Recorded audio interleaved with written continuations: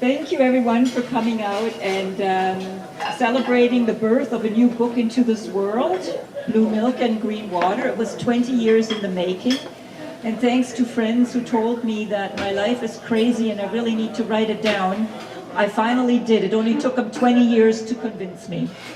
So I also want to thank the folks at Casa Cappuccino for letting us take over the place and celebrate. So I'd like to give a big hand to the folks at Casa Cappuccino.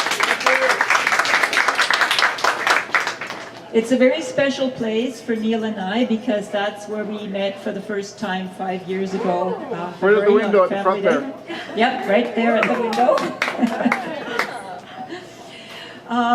When people ask me what is this book about, I ask them, are you young enough to remember a writer named Irma Bombeck? Who here is young enough to remember Irma Bombeck? Oh, okay, lots of people. And Chicken Soup for the Soul. Anybody ever heard of that one? Oh, yeah. Okay. Well, if Irma Bombeck was to cook chicken soup for the soul, her ingredients would be blue milk and green water. So as I was trying to figure out which story I should read out of the book to you, my choices were this time of year. I've got a couple of stories in there. I was rescuing a litter of kittens, and as a result I had half the men from the neighborhood crammed into my bedroom closet. That was one. The other one was a Christmas story that would be very appropriate, where we went out to seek a Christmas tree and we ended up with fire and flood in the house. And finally I decided though that I will tell the story of how this book got its name. Blue milk and green water. I'm not sure when or how this custom started at our place, but the first day of April is one I don't look forward to.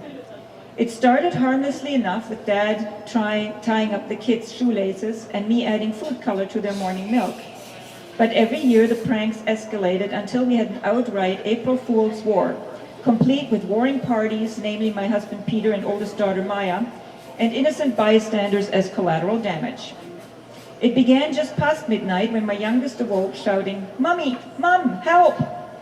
I awoke and rolled over onto my other side, still foggy. "Mom!" This call sounded much more desperate, and I stumbled sleepily into Nadia's room to find her duct-taped mummy style to her bed. This had to be Maya's handiwork. I loosened Nadia from her predicament and duct-taped my nightgown to her bedspread in the process. As soon as I had freed both of us, I stormed into Maya's room to find her peacefully asleep. I went back to bed and noticed that my husband had gone missing. His specialty was to get the entire family with one prank and keep Maya in check by barricading her room. Whatever, I grumbled to myself as I climbed back into bed. I was determined not to get involved this year and went back to sleep, but not for long. A tremendous crash was followed by a scream. I recognized the voice of my second child, Lucia, and went in search of the new calamity. There she sat in her bed with the entire contents of her bookshelf. Peter had used it to barricade Maya's adjoining bedroom door in an effort to confine her to her room and keep the collateral damage to a minimum. As with many well-laid plans, this one backfired literally.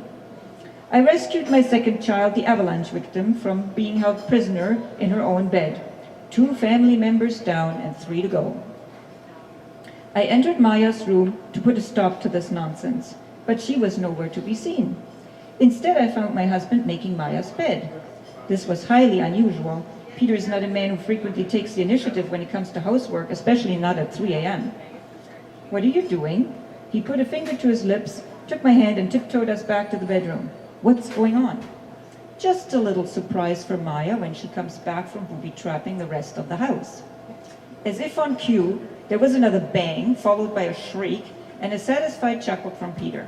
"Let's go see," he said, cheerfully hopping out of bed. I trailed behind with much less enthusiasm.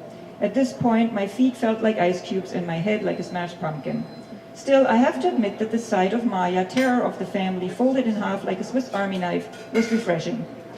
She had the tendency to take a running jump into her bed, and her father had used her habit as a tactical advantage by removing the wooden bed slats of her bed frame. As Maya entered her bed at full speed, the mattress collapsed beneath her. With both ends sticking up vertically, she found herself effectively pinned. "I'll get you for this," she said, trying to extract herself from her bed.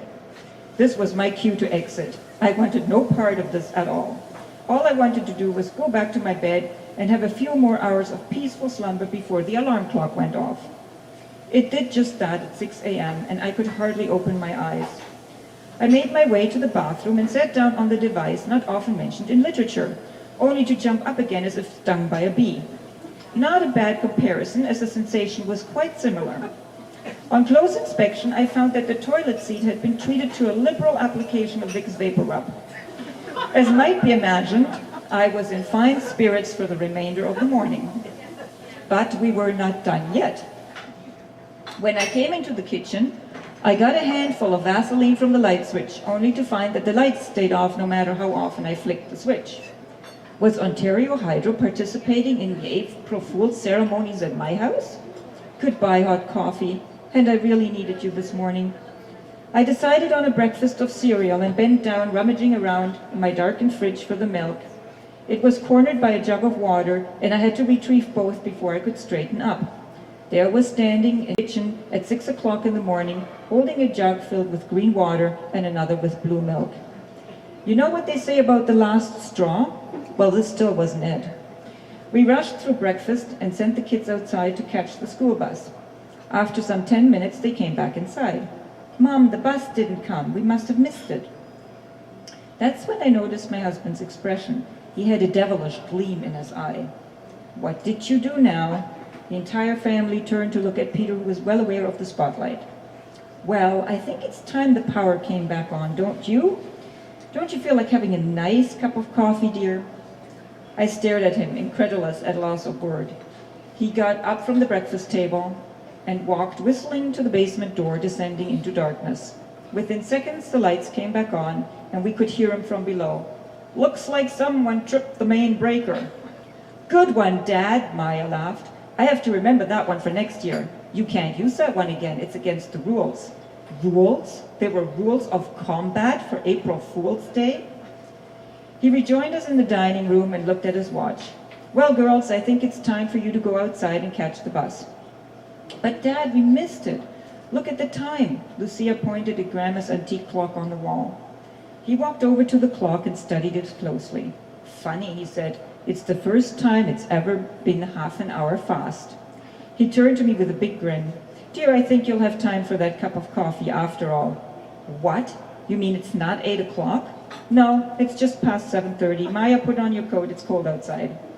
Our oldest was dumbstruck, but only for a moment, as what her father had done sunk in. "Wow, Dad, I bow to greatness. You win. The power and the clocks, that's great." He feigned modesty.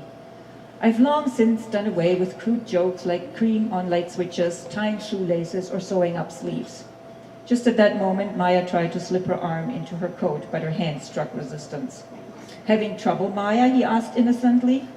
She took off her coat and examined her sleeve closely. "Done away with the crude jokes, eh, Dad?"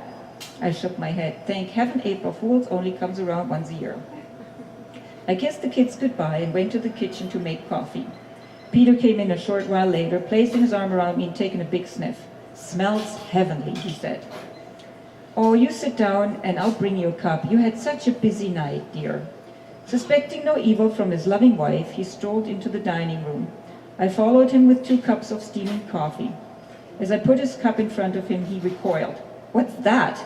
"Why, it's coffee, dear, made with blue milk and green water."